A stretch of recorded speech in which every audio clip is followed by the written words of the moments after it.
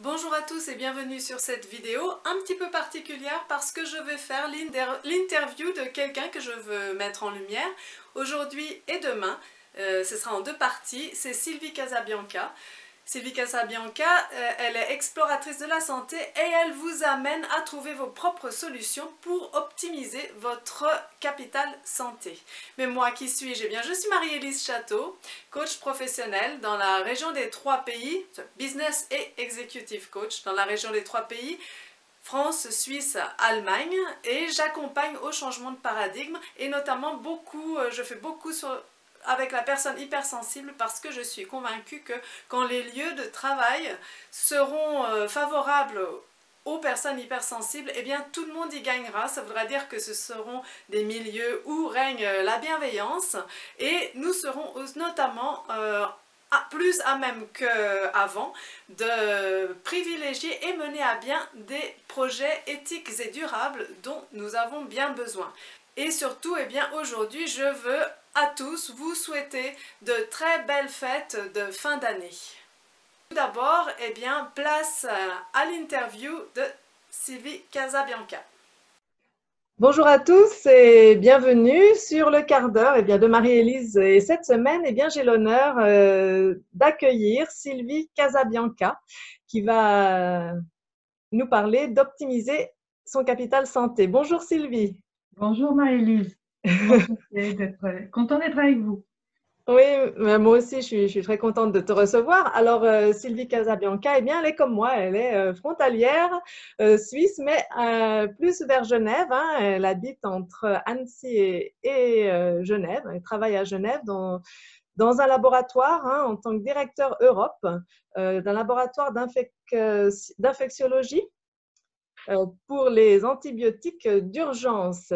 Eh bien, Sylvie, tu habites donc en Haute-Savoie et tu as 12 ans derrière toi déjà de management à l'international. Tu es la maman de 2 grands garçons et aussi, eh bien, tu accompagnes les personnes en individuel pour les maladies chroniques comme le psoriasis, la polyarthrite et aussi pour toute personne qui veut rester en bonne santé. Parce qu'en fait, tu es donc issu d'une famille de médecins conventionnels, mais qui était déjà une famille ouverte. Hein, et toi-même, eh bien, tu fais le pont et c'est là où on est un peu sœur de mission, puisque tu accompagnes également, comme moi, au changement de paradigme. Et alors, bon, moi, c'est en réintégrant, en facilitant l'intégration des personnes hypersensibles dans le milieu du travail. Et bien, toi, c'est en faisant vraiment le lien entre cette médecine conventionnelle et les médecines alternatives. Hein. Je pense qu'on peut dire ça comme ça. Alternative ou complémentaire, Voilà, tout à fait. plusieurs appellations. Ouais. Et pour le système immunitaire, alors, qu'est-ce qui peut lui faire comment faire pour le booster? Qu'est-ce qui peut lui faire du mal? Non, c'est pas ça que je veux dire. Mais L'affaiblir, voilà, l'affaiblir, merci. Qu'est-ce qui peut l'affaiblir? Et qu'est-ce qu'on peut faire, nous, en étant acteurs, donc, pour le booster? Alors, le système immunitaire, déjà, qu'est-ce que c'est? Notre propre système de défense. D'accord. Le système immunitaire est abîmé en cas d'alimentation non appropriée. Il est abîmé avec l'usage trop important du tabac, le stress, le manque de sommeil, un environnement pollué, on peut se retrouver, la sédentarité, le système immunitaire aussi diminue avec l'âge. C'est pour ça qu'il y a des risques infectieux au-delà de 60 ans, par exemple. Voilà, c'est tous ces éléments-là qui vont l'abîmer.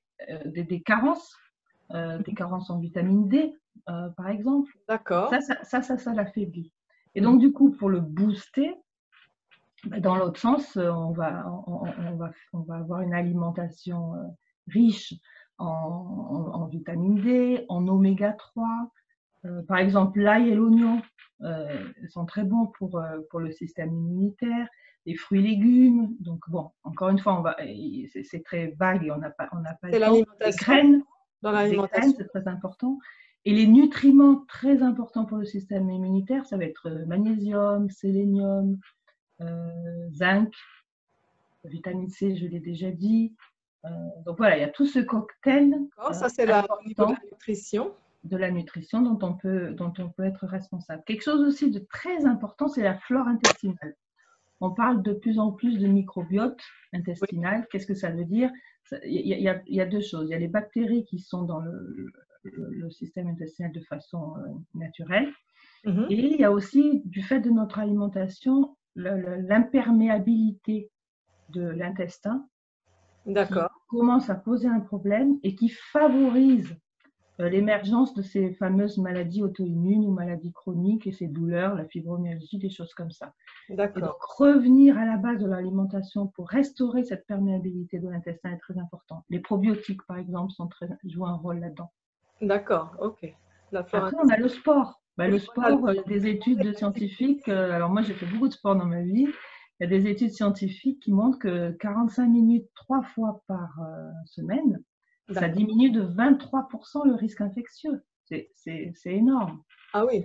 Et donc, le sport, ce qu'on observe aussi, c'est que le sport court, enfin, on ne parle pas de marathon, d'accord, mais des sessions de sport comme ça, où on va stimuler le métabolisme, où on va stimuler l'oxygénation cellulaire, et donc favoriser la détoxification est très bénéfique.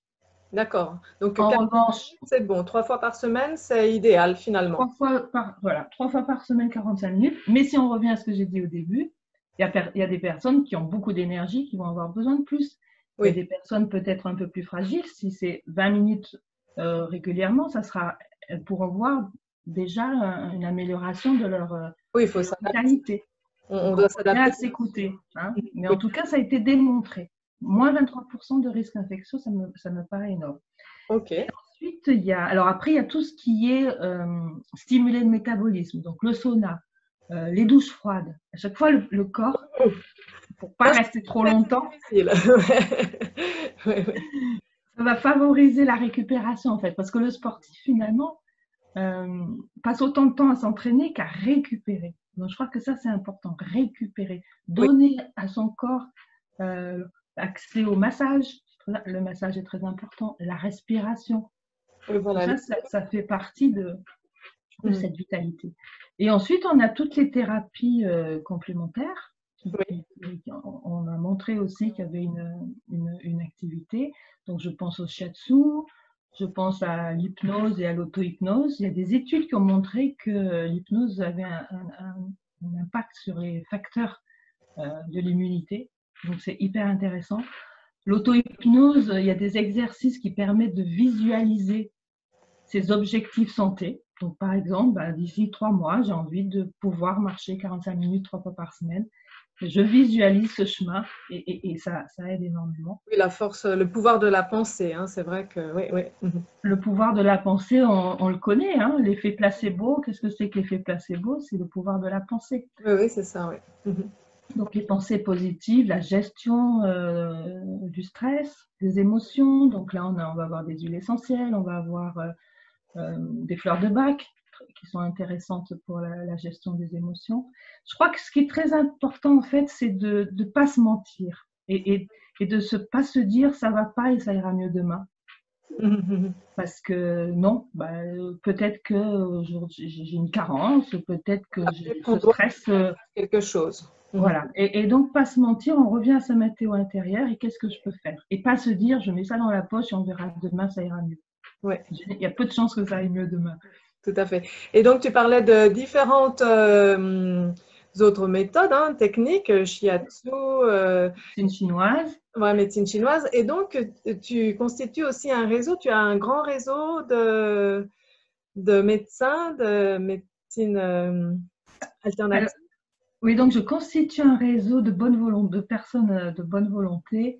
Effectivement, des professionnels de santé qui sont intéressés par cette approche corps-esprit, il y en a de plus en plus. Voilà, des thérapeutes qui sont aussi... J'ai commencé à avoir pas mal de personnes que je peux conseiller, parce qu'en fait, il faut bien comprendre que moi, je ne fais pas tout. Je ne fais pas du shiatsu, je me forme en hypnose, mais voilà. Et ce n'est pas le but. Une personne, d'accord? Mais ce qui est intéressant, c'est de connaître les limites et les bénéfices de toute approche. et de pouvoir travailler en réseau, en confiance, avec d'autres thérapies, avec des personnes pour pouvoir les recommander. Voilà, ça, je pense que c'est quelque chose de très important. Donc, en fait, c'est aussi l'opportunité avec le quart d'heure de faire un appel puisque nos vidéos sont très regardées. Je remercie à tous ceux qui regardent les vidéos du quart d'heure. Donc, Sylvie, c'est aussi l'opportunité pour toi de dire qu'on peut te contacter dans la On peut me contacter, on mettra mon mail en dessous de la vidéo. Voilà. Et, je serai ravie effectivement d'ouvrir, de discuter avec toutes ces personnes qui sont dans ce encore une fois, comme on a dit au début, de changement de paradigme de la santé, et pour mettre la personne, j'utilise pas le mot patient, pour mettre la personne en bonne santé ou en moins bonne santé au cœur de sa vie en fait. Voilà, la responsabiliser. Et tu as aussi des actualités? Alors, je vais faire un atelier, si ça vous intéresse, parce que là, on a vraiment balayé un peu tout, mais on peut aller beaucoup plus en détail. Je vais faire un atelier le 15 janvier, jeudi 15 janvier à 20h30. Jeudi 15 janvier à 20h30. Et si les gens sont intéressés, donc c'est aussi de te contacter par email, c'est ça? Oui, dans un premier temps, me connecter par email, et ensuite, je pourrai proposer un site internet et puis des pages Facebook. Mais pour l'instant, le mieux, c'est le mail. Et par aussi Facebook aussi, on te trouve avec Sylvie Casabianca. Oui, absolument. Ça, c'est aussi une façon pour eux de te contacter. Très bien. Eh bien, merci. C'était très, très intéressant, très enrichissant. Merci beaucoup, Sylvie. Merci de l'opportunité. C'était un honneur pour moi de pouvoir t'interviewer. Et je te remercie beaucoup et je te souhaite tout de bon pour ta continuation de ce développement de ton entrepreneuriat en parallèle de ton emploi pour l'instant encore dans la médecine conventionnelle. Je te remercie. Merci Sylvie. À bientôt. À bientôt. À bientôt.